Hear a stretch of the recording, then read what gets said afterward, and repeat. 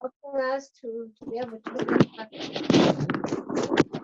the issues that we're having, and Lord, help us that we be able to pay attention and be able to sense of what we're gonna be studying. May you guide us and show us how history has been fulfilling line upon line. Be with us.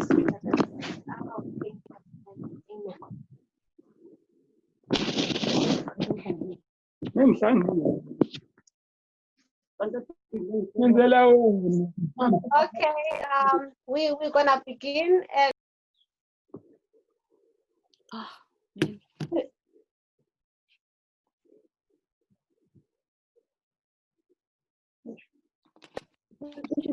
I'm sorry, I was muted. Sorry. So as we begin, I'd like to ask everyone that people mute their mic. Yeah, so that we are not disturbed during the process. Okay, so we are going to continue from where we left off last week, but then I know that there are some who did not partake or who were not here last week, so I'll do a revision so that we bring to speed others who did not, who were not here, or at least to remind every one of us of, of what we looked at last week. So we are looking at the fulfillment of Raphia, which was predicted in 2018 and was fulfilled during the course of the year last year. So we are looking at how the Battle of Raphia was fulfilled. And I sent out the note. I sent the notes on the group. So it's the second PDF. That's the one we will be using. But they are the same. Just that the second one is numbered. So it would be easier for me, to ask others to ask you to turn to page 1, but the first one is not numbered. Okay, I'll try to be slow. Okay, so what we said last week was that for us to understand the present truth application, of the Battle of Raphia, we need to understand the literal history, or the ancient, or how it took place, like in ancient history. Okay, so we say that we need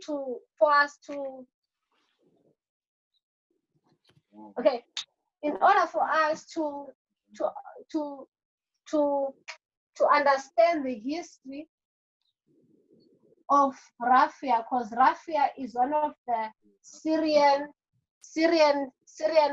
wars, and we say that there are 6 of them. We have 6 Syrian wars. 1, 2, 3, 4, 5, 6, and we say that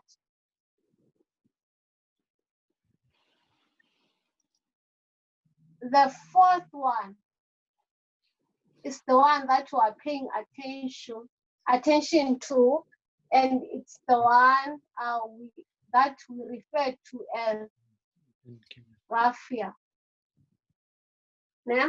So for us and this was a battle between the Ptolemaic and the Seleucid empire. And this one was the king of the south, this one being the king of the north. So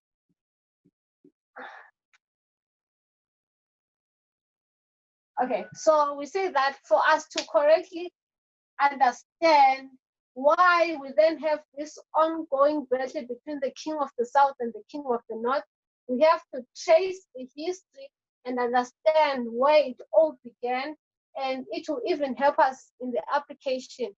Can you see on the board? Is it here?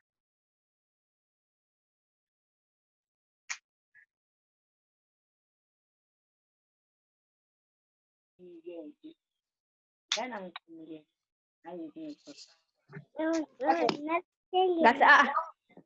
Oh, I'm waiting for you to respond. We say that we can trace this history from the death of Alexandra in 323 BC. Alexandra died. Then now the kingdom of Alexandra now fight. Sister Pumu, please mute your mic. Okay, and then now the generals of Alexandra, which I think was very in the 30s, they fight now for the empires. And then during when the generals are fighting, we call it the Diadochi Wars. There are 4 of them, and beginning here until we get to 301, the one that we call the Battle of what? Of Ipsas, where we ended with the 4 generals, the most popular ones, or the most common generals that you know, which is Alexandra, Seleucus, Ptolemy, and Cassander. Yeah. So now, okay, I'm trying to explain why we end up having this Ptolemy, king of the south versus the king of the north, Syrian wars. So this is just the one that explains for us what took place. So during the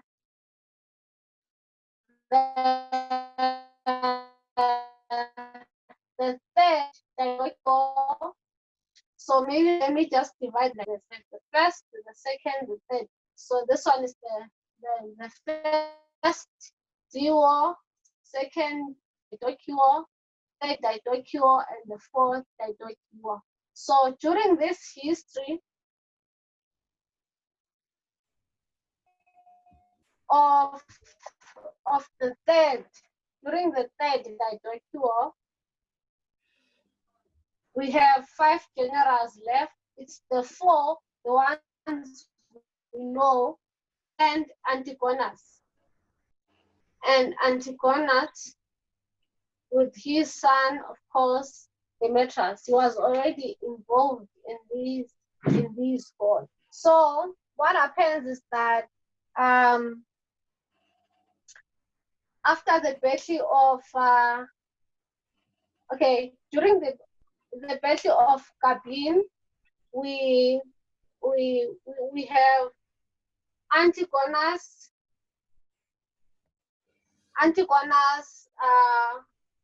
with Python and Seleucus winning that battle against Eumenes. But then afterwards, Seleucus, because Antigonus starts acting like a dictator, he flees for his life, and he goes to Ptolemy.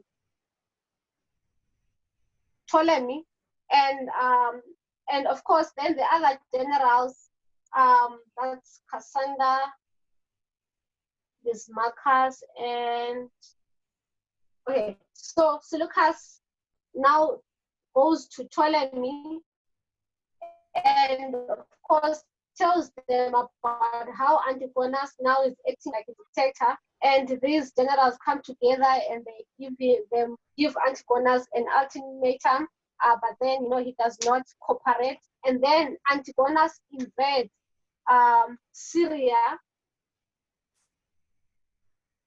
Antigonus invades Syria, which is a sphere of influence of who? Of Ptolemy.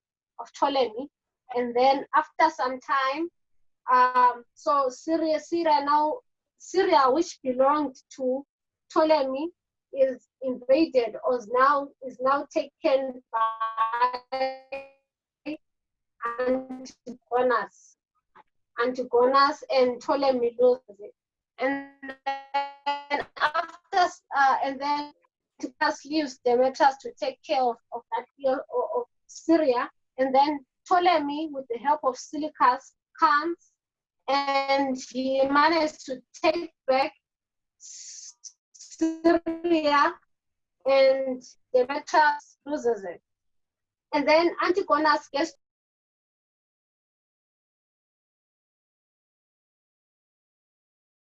he texted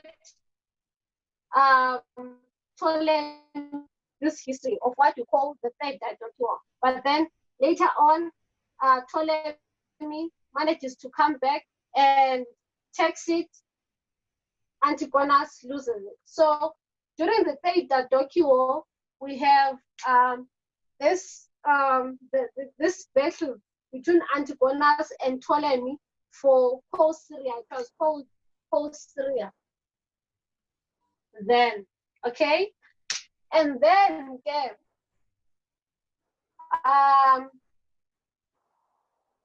okay, this is the history really to be precise. I think, yes, with the help of Ptolemy, he goes to Babylon and manages to build his empire, and he gets Babylon and other nations, and becomes a general. But during the Third Daedalic War, he was kind of under the leadership of Ptolemy. Only at the end of this Third Daedalic War when he goes and he takes or he wins Babylon unto himself. Yeah? Okay. So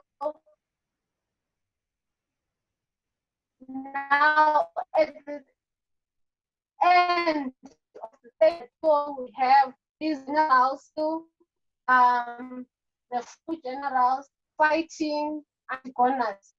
And remember, Ptolemy did not teach, was misinformed, was told that he did not attend the test while he was still going there. So when the battle then was won by the generals, and you remember Seleucus brought elephant, and which decided really the battle, and the spheres of influence of Antigonus were now this general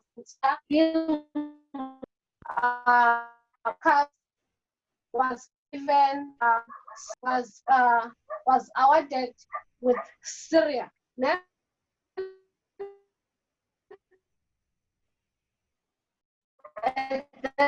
this battle of and of course with other nations, and then when Ptolemy his own sphere of influence. So Antigonus, knowing the history of Syria, that it was really a sphere of influence of Ptolemy and Antigonus, there was this ongoing battle between Antigonus and Seleucus. So and Ptolemy. So Seleucus decided not to worry or fight back.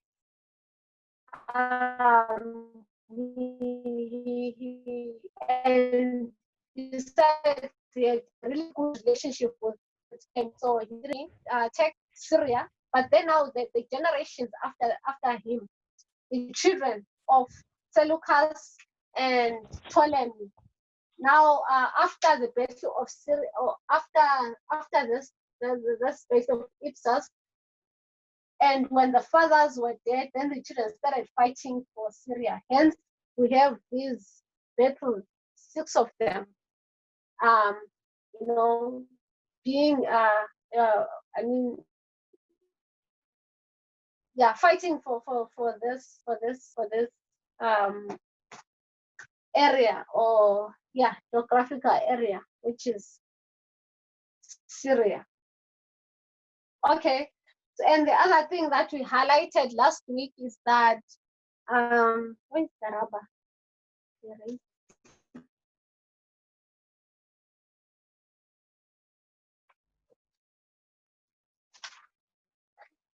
And the other thing that we highlighted last week, okay, before I highlight that one, so okay, I'm hoping we see that it is because of this, what took place here in the Battle of Ipsas, that, or this was the cause and this is the effect. So I'm hoping that at least we see a connection, you know, why we end up having these Syrian wars. If it wasn't for Ipsas, there wasn't, you are not gonna have all this. It's all because of, you know, the whether the relationship that Seleucus had with Ptolemy, and you know, him not minding Ptolemy taking his Syria, yeah, and you know, not fighting back and all that. So, and then, yeah, I don't know how to explain it, but I'm trying to say that at least I hope we see the connection between the Battle of Ipsas and the Syrian wars that then took place, and especially the ones that I'm most interested in is the Battle of Raphia. And the other thing that we highlighted last week is that Ptolemy wasn't fighting for Egypt, and the Seleucus and his descendants really were not fighting for Babylon, but then they were fighting for they were fighting for spheres of influence, you know, nations outside their borders. So, in which we say that when we come to an application, whoever is typifying the king of the south will not be fighting for his own territory. Even the king of the north is not fighting for his own territory. And that when the fulfillment even takes place, we're not expecting the king of the south to lose. King of the south is Russia in this context. We're not expecting Putin to lose Russia, or we're not expecting Trump to lose America. It's really not about America and Russia, but then it's about the nations outside America. Yeah, so it's about the spheres of influence outside their borders. They call it, what do they call it? Foreign interest. Yeah, something like that. Yes. So basically, I think that's the history that we looked at last week. So we then began now to look at what transpired in 2019. We say the Battle of Raphia did not took. I mean, we see it during the course of the whole year 2019, and we're looking at, you know, the spheres of influence that the king of the south was won. I mean, one after another, and we began with Syria. So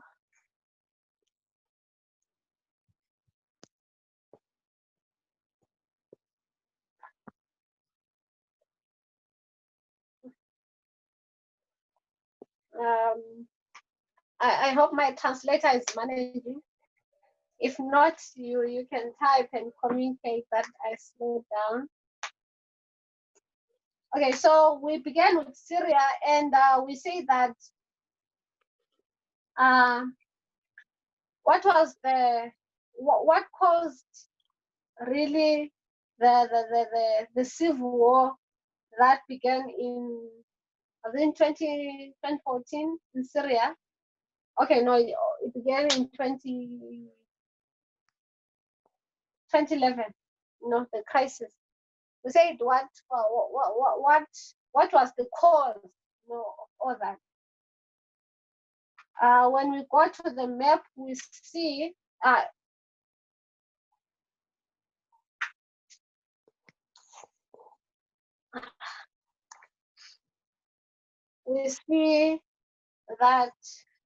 the issue really lied on the two proposals of the pipeline. So we have two nations that put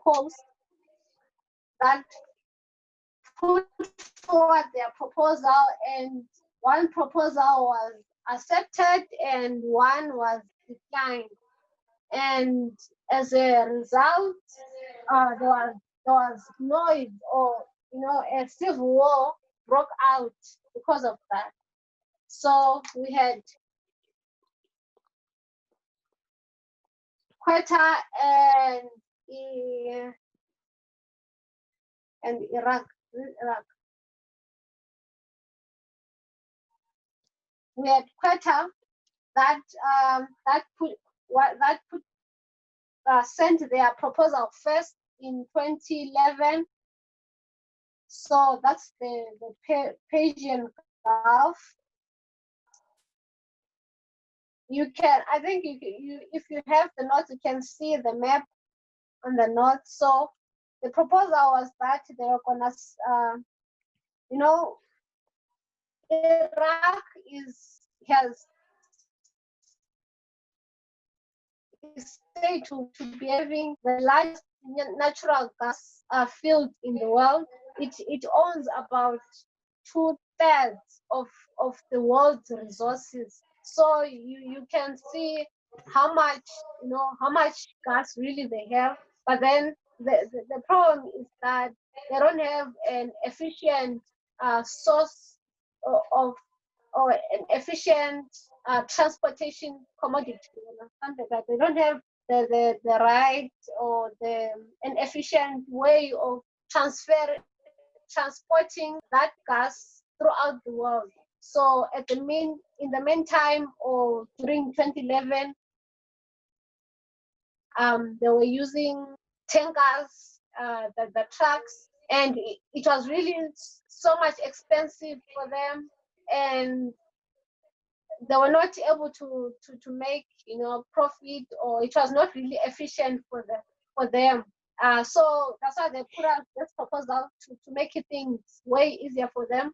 And the proposal was that they're gonna put a pipe that was gonna export the gas from the Gulf, where they mine the gas, to Europe. And so this gas, this quota is somewhere here. I'm just gonna write Q2.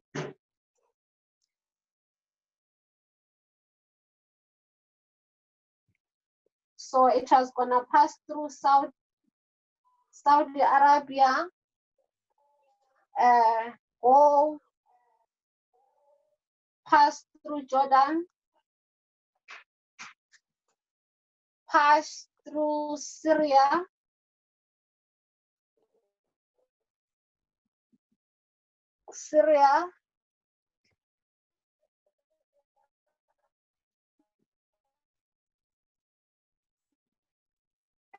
and Turkey, and then eventually to Europe. So that was the proposal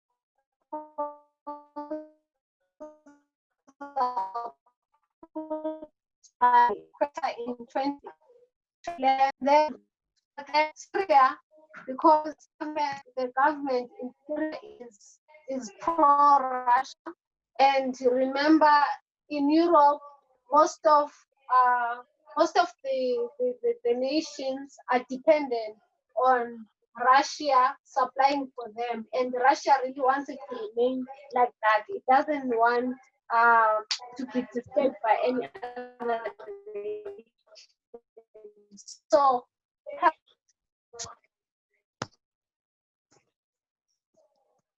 is So this pipeline, that proposal was not supported by Russia, because it was going to take away really business for them, because it's going to affect them negative. That was 2011. Now 2012, you have Iran. Iran is going to have their pipeline parts, Iraq, and then it goes via Syria, and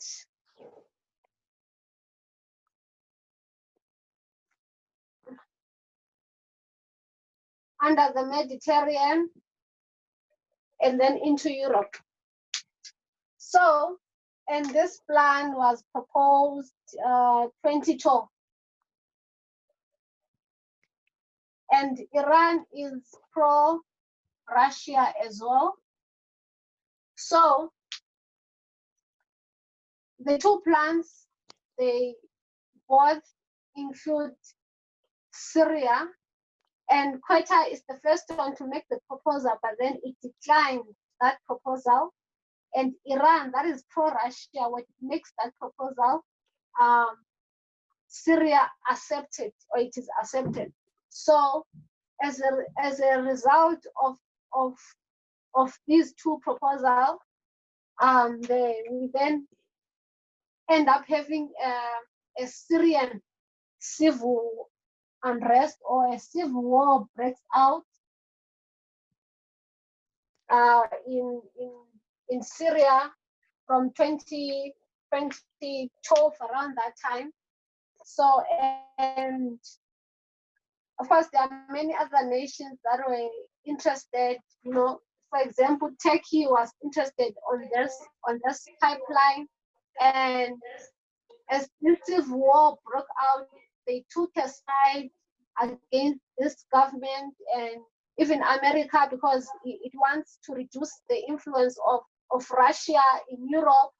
It took a side against this government. You know, there are so many then other nations that were joining, whether for or against the government of Syria. So 2019, we have the USA withdrawing from Syria, and Russia stepping in to fill the void, or to fill the empty spaces that that America had left. So so yeah, 2019 is when we see Putin gaining, or yeah, he gaining Russia, I mean Syria, as his sphere of influence. But anyway, America failed to overthrow the government here, and so the government that is pro-Russia remained strong and made some plans going forward now with Putin, and yeah, things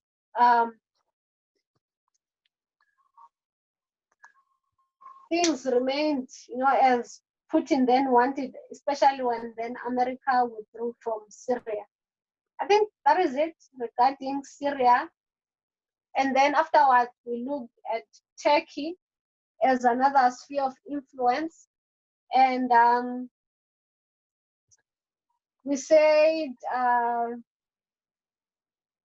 because of the location of Turkey being at the crossroads between Asia and Europe, you know, the location of Turkey is really one of the reasons why, you know, whether America or Russia want to have influence, you know, over Turkey. And what else did we say? I'll erase this.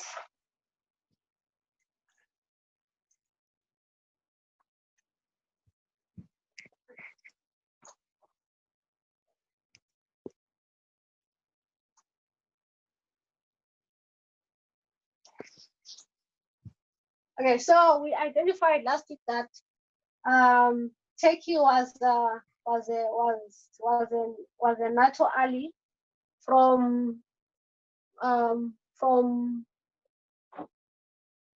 the Cold War history.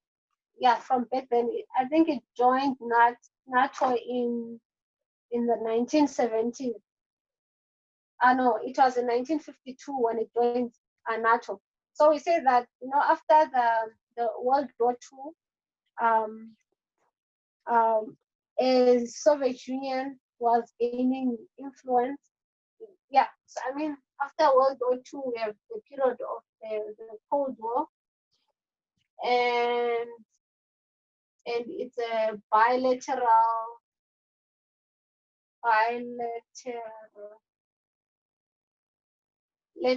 So we're having two nations, that is US and the Soviet Union, that um, are fighting or battling for a power or for supremacy. So the Soviet Union already was a union of nations. It's Russia, Poland, Hungary. It's already a coalition, of nations that are under this um, this body, the Soviet Union.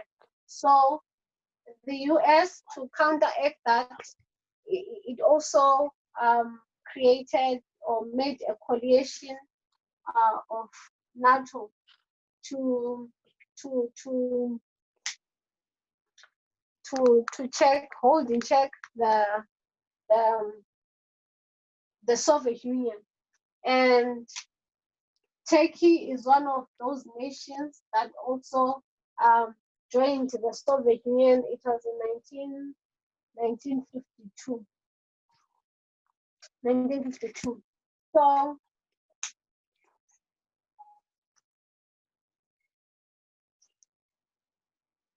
But then when we get to the year 2014, there is the president who is a dictator, and he starts really acting against NATO or US and starts working with Russia in a way. In our notes, let's go to page 8. I think this is where we ended last week. Let's go to page 8 on our notes. For those that have them.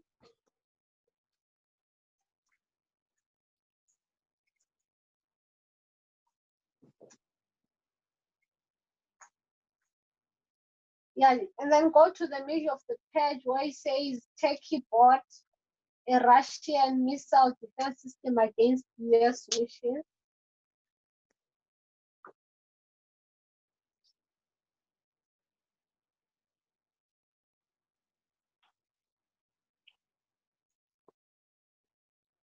Are you there?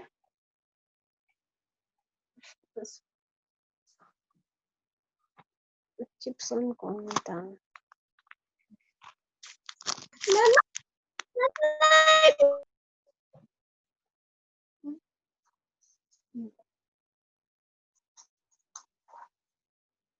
Okay. Are you there?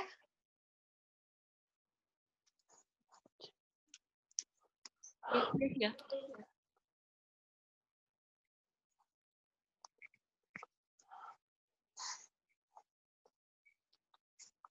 Okay, I'll read.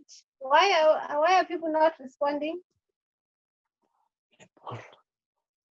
At least if one person responds, I'll know that I have to continue. You can unmute your mics when you want to speak.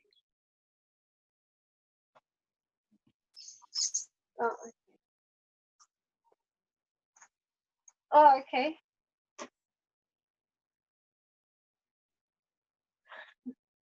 All right, so I'm reading on page 8, where it says Turkey bought a Russian missile defense system against US wishes. It says this summer, Turkey completed its purchase of the S-400 weapon system developed by Russia. This move was opposed by the Pentagon, which argued that an ally could not both participate in the U.S. 535 F-35 fighter jet program and purchase the Russian system. Turkey's involvement in the F-35 system was suspended as a result. Yeah, so you can see that, Turkey is a U.S. ally by being in NATO, but then it's buying the weapons from Russia, and Pentagon, that's U.S., it opposed that, and they said no, you could not. It's not proper to do that. But then Turkey did it anyway, and then I'll read that bolded phrase. It says, Turkey has said it bought the Russian system after the United States did not make a satisfactory offer to its own Patriot missile system, which lacks some features of the S-400 and is generally more expensive. Okay, so you see that really there are tensions going on between the two countries. Turkey saying your missiles are expensive. Besides, they do not satisfy us. But then America still at least expected to buy from them, and I think no, you cannot get involved in the F-35 program. I don't know what program is that, but yeah, it seems to, yeah, that program. Because you cannot participate, whereas you buy your weapons from Russia, and Russia is an opponent, of the US. And then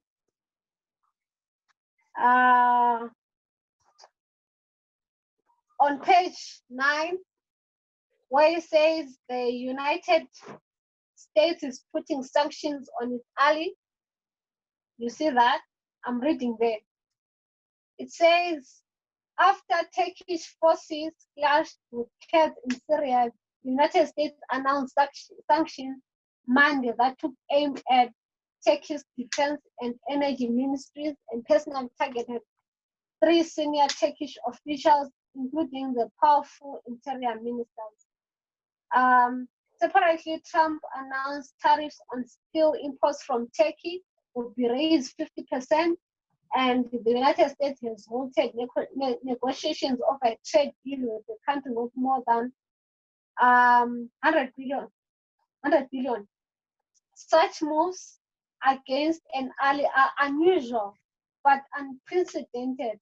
In August 2018, Trump authorized a huge increase in tariffs on Turkish steel and aluminum in retaliation to Turkey's detention on Henry Brunson, a pastor from the North Carolina.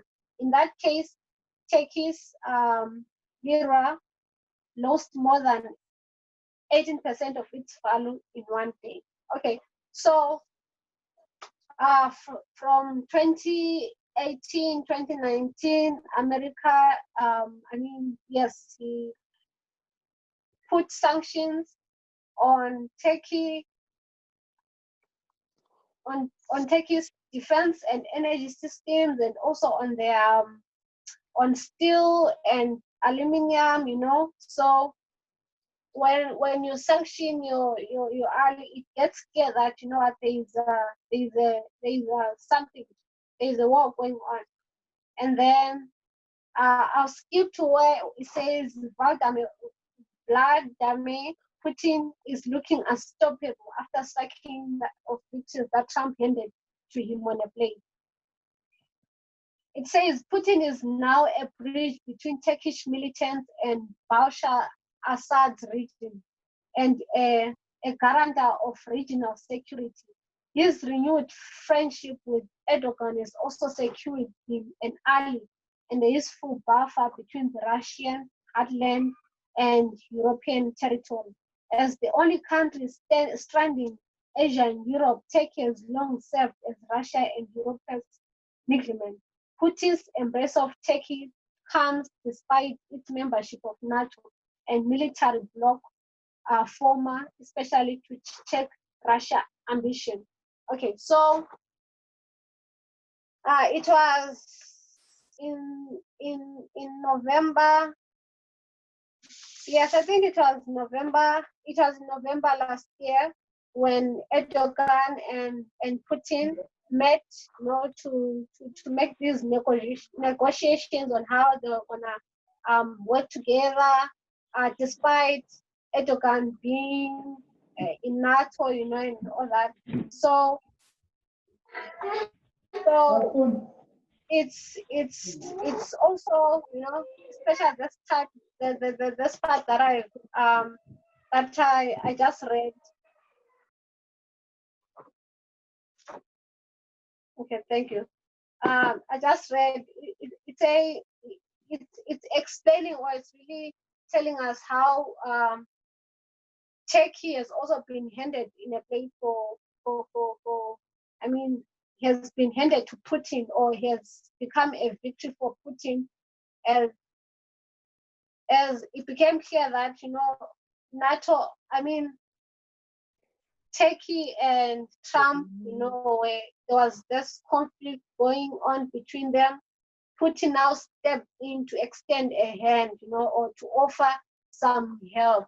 You can imagine that if I have a friend and then we clash, so if someone else comes to try, and wins me over, and I can, obviously I've been having this fight with my friends. So now if there is a new friend, then it's easy to turn back on this other one. And perhaps a poor example, but just trying to explain how over years there's been this tension, sanction, buying from Russia, between Russia, between Turkey and America. So now Putin takes advantage of that dispute going on between Trump and Erdogan, and he now offers help. And as a result, Putin strikes victory unto himself.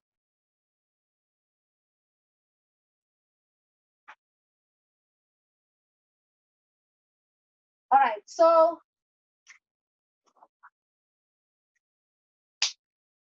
we'll move on now to Ukraine.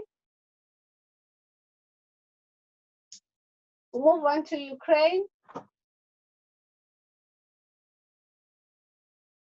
So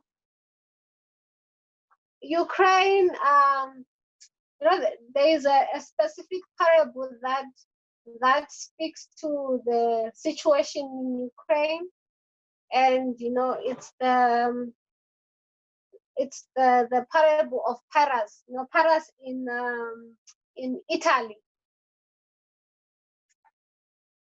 Just to recap, or to remind us about Tarentum and Story, those studies of Paras in Tarentum, because they explain very well, what took place in Ukraine. That's why I want us to at least to refresh our mind about Ukraine.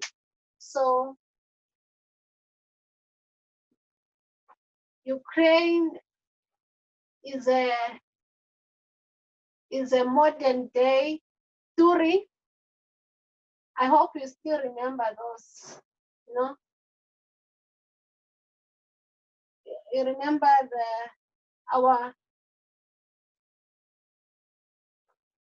I'm not sure if, the boot. We have Rome here, which is the northern, which is on the northern side.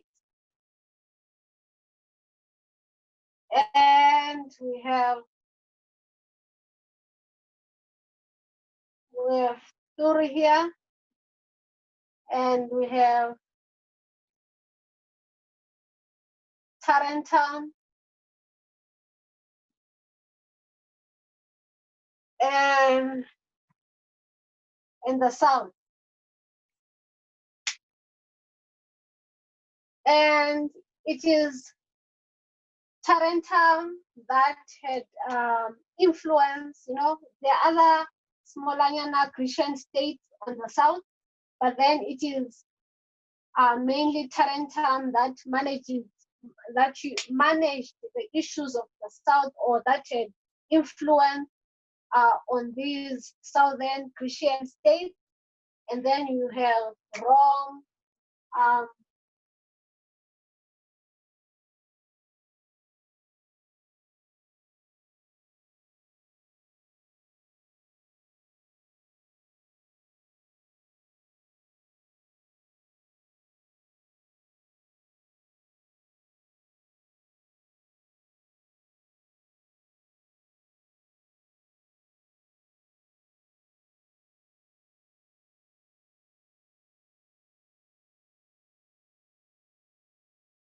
Russia, and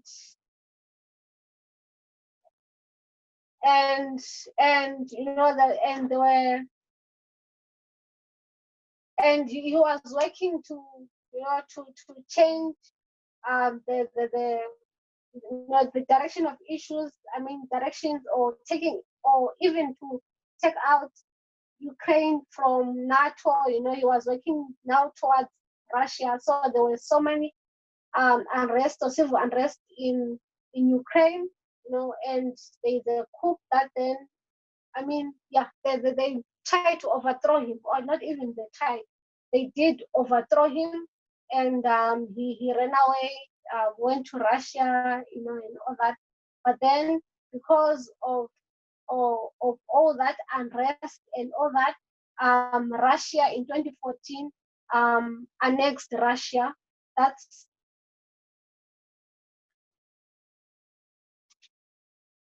so in 2014, in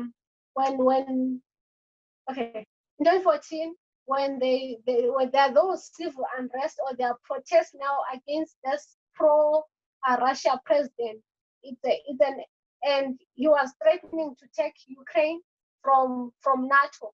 So that was another second appealing of the people from,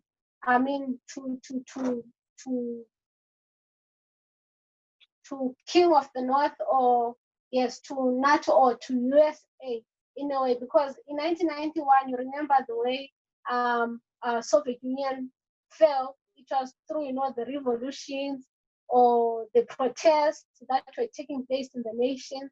So in 2013, when now there is this president who is pro-Russia, we see revolutions again and all that. So they're taking down a president who is pro-Russia.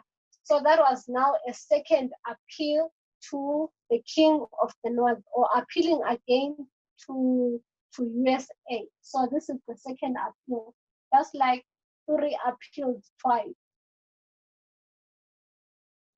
And eventually, as a result of this appeal, Russia annexes Crimea.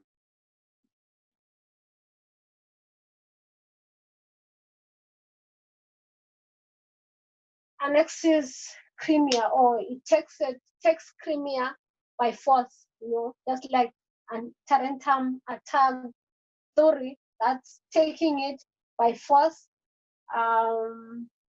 Despite the people not wanting anything to do with Russia, anything, they didn't want anything. Anyway, they were overthrowing a president that was pro-Russia, because he was threatening to withdraw Ukraine from NATO and all that. So, and then the people started revolting and wanted to overthrow that president, and they actually to go and hide in Russia for some time. And then Russia, because of these revolutions, Russia annexes Crimea. So you can see how it kind of follows the pattern of Turin. So what then happened is that later on, now when these battles between Pyrrhus, who is representing Tarentum, and Rome, we have Pyrrhus winning.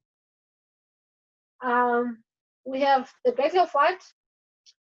There's I'm forgetting these battles of Paris. Let me check them. But I know the one that I want to take note of is the one of Asculum. What are they called? Okay, there is Raphia, Asculum, and Benevento. Okay, so we know that Paris is gonna win at Paris is gonna come and assist Tarentum against Rome. But then when we get to the Battle of Asculum, when we make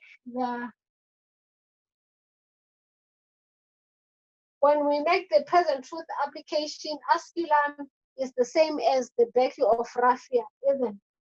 It's the same as the Battle of Raphia. So in the Battle of the Raphia, it's a victory for the king of the south and a defeat for the king of the north, isn't it? Okay, so after 2014, when we get to 2019, I'm not sure if you can see those small things there. Okay, so when we get to 2019, we said at the Battle of Asculum, we know the king of the south is the one that wins. So even Turi is won and is under the influence of the king of the south. So even before 2019, that means we were able to see that if we look at this story, we can see what will happen to Ukraine, that it appealed to USA, appealed the second time, Russia annexes it. Then when we get to 2019, definitely it has to be won by the king of the south. It becomes a sphere of influence of the king of the south. By just looking at the pattern, it is easy to see that. Are we following?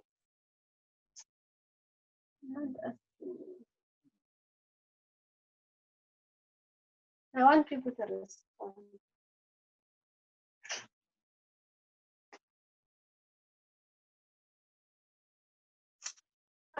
Okay, Tato is. Yes, please, yes. Lewin, we are. Okay, thank you. So, all right. We'll read from where it says Ukraine, December 2019. It says President Putin reclaimed Crimea, part of Russia, on Tuesday, reversing what it described as a historic injustice inflicted by the Soviet Union 60 years ago that could leave Russia isolated for years to come. In an emotional address steeped in years to resentment and bitterness at perceived slights from the West, Mr. Putin made it clear that Russia's patience for post-Cold War accommodation must. In an emotional address steeped in years of resentment and bitterness at perceived slights from the West, Mr. Putin made it clear that Russia's patience for post-Cold War accommodation, much diminished of late, had finally been exhausted. Speaking to the country's political elite in the Grand Kremlin Palace, he said he did not seek to divide Ukraine any further, but he vowed to protect Russia's interests there from what he described as Western actions that had left Russia feeling cornered. Crimea has always been an integral part of Russia in the hearts and minds of the people, Mr. Putin declared in his address delivering in the chandeliered hall before hundreds of members of parliament, governors, and others. His remarks thunderous applause, standing ovations, and the end chant of Russia, Russia. Some of the audience wiped tears from their eyes. A theme coursing throughout his remarks was the restoration of Russia after a period of humiliation following the Soviet Union collapse, which he had famously called the greatest geopolitical catastrophe in the 25th century. Okay, so in December 2019, Putin, of course, did an address, after, I guess they were celebrating, taking back, Crimea, and saying that, he's saying that Russia has been, patient, or has been patient since the collapse. That's 1991 onwards, but then now they can't take it anymore, and they are, they are they've taken in the action to take back which belong to them. And it's actually, it was an address of victory in a way, because as they realized that they've taken back Crimea, because saying that Crimea is at the hearts and the minds of the Russian people, and yeah, they're working to protect and do all the nice things they want to, because they care so much about the Crimean people. So it was just a speech of victory, after they had taken Crimea. It was a celebration after they reclaimed Crimea, in a way. That's the precise words that they use. Okay, I'll read that article. I mean, what it says, when Ukraine's boyish faced TV, okay, it says when Ukraine's boyish faced TV comedian turned president meets Russia's Vladimir Putin for the first time on Monday, the issue at hand will be about trying to end a war. But perhaps the bigger question is about setting the tone, whether Ukraine's relatively untested President Zelensky is capable of standing up to Russia's formidable and calculated leader. The Paris meeting aims to find a path to end war in the eastern Ukraine, where Russian backed separatists have carved off a slice in the country in a conflict that since 2014 has cost more than 13,000 lives. A political novice who played the president of the TV sitcom before winning office in April, Zelensky is desperately to end the war. His main election promise and recover eastern Ukraine, but he goes into the meeting weakened by the President Trump's suspicion of Ukraine. The U.S. impeachment hearing investigated Trump's temporary free military support. Okay, I think we remember the Ukrainian or the Zelensky scandal that led to Trump's impeachment. When he that June-July call. When he was asking Zelensky to do him a favor, that's to investigate Joe Biden. You remember all that, and then Trump put sanctions on Ukraine as a way of forcing them, to do something about, investigating Joe Biden. So it was, remember the quid pro quo thing that you do me this, I do that.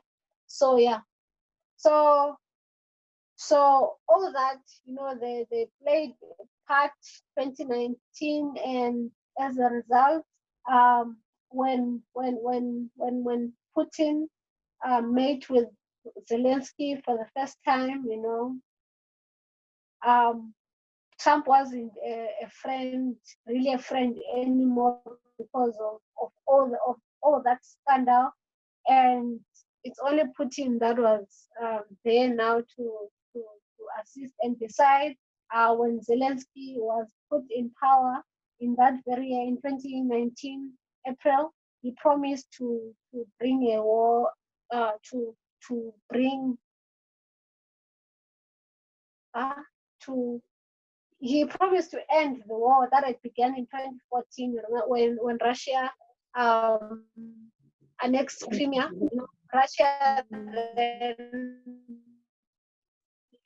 left its soldiers to defend and fight for it, and its leaders was campaigning for election that was gonna bring an end to the war. So as he sat down in that December meeting with Putin, he negotiated to, one of those negotiations was to end the war, and of course, he had to have some agreements too, also with Putin, and eventually Putin won. So this is just an explanation of what we saw with Taretam and Tori, and even the history of Ukraine from 91, 2013, 2014. This is just a witness of what the lines say already. What time am I supposed to end, Sister D? I didn't check when we started. It's 2:30. 2:30. Yeah.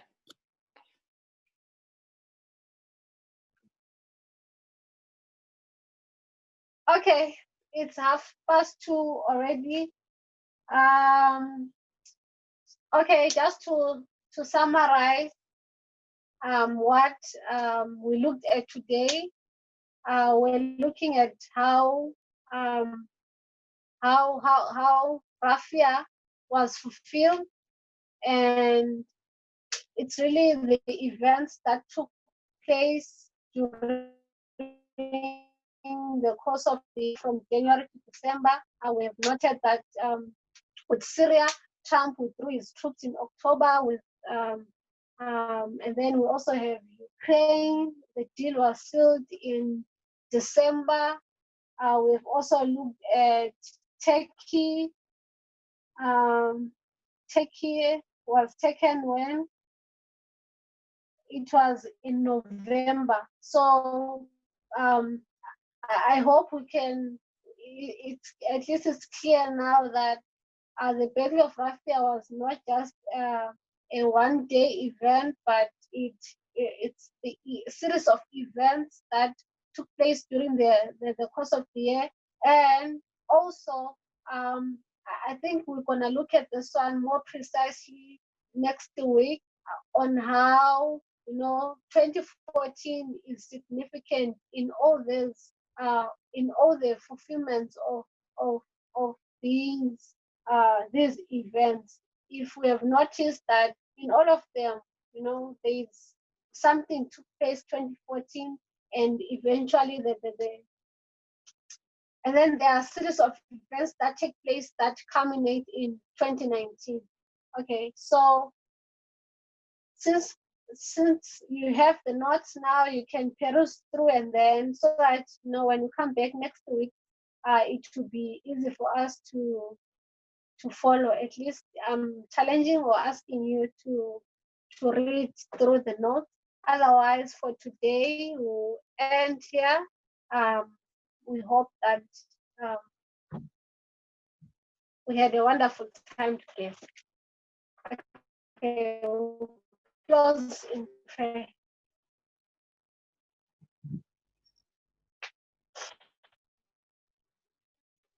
Our Father in heaven, thank you, Lord, for being with us in this hour and a half. And Lord, we still ask for your guidance with your people as we looking back in the dispensation of the latter rain on how the events were fulfilled. Lord, may you please strengthen us and help us to be grounded, in Lord, in this thing.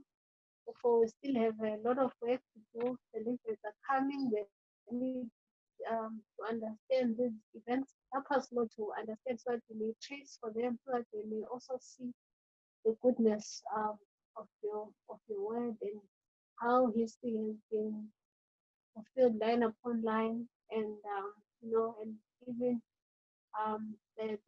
the Nathaniel who also need to understand these things. Be with us, help us be grounded, help us, Lord, be transformed, by this. Continue to be with us on this Sabbath day. May you bless each and every one of us wherever we are. We pray in Jesus' name. Amen. Amen.